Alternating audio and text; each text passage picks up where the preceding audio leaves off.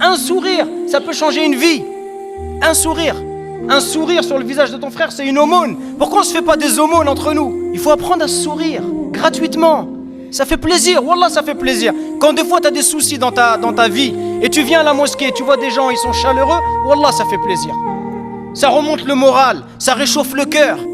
Quand on a demandé à Amr ibn al-As, on lui a demandé de nous parler du prophète sallallahu alayhi wa sallam, il a dit, j'avais tellement de respect pour lui que je pourrais même pas vous dire à quoi il ressemble. Tellement j'avais du respect, je n'osais pas le regarder. Il dit, j'ai jamais touché une main aussi douce que la sienne. Regardez, toute sa vie, il a retenu quoi du prophète? Qu'il avait la main douce.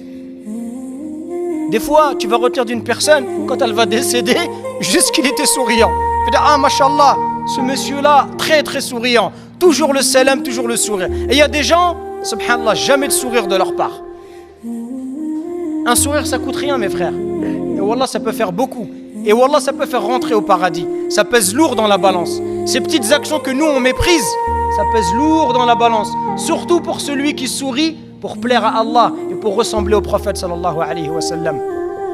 Nous, on a une époque, on ne fait pas beaucoup de bonnes actions en comparé aux premières générations. Qui parmi nous prie toute la nuit? Moi, le premier, on est loin d'être des exemples dans la prière de la nuit, dans la lecture du Coran. On est loin. Avec quoi on va rentrer au paradis, mes frères et sœurs? Qu'est-ce qu'on va présenter à Allah?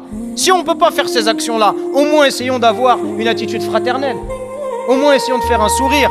Au moins essayons de remonter le moral à celui qui est triste.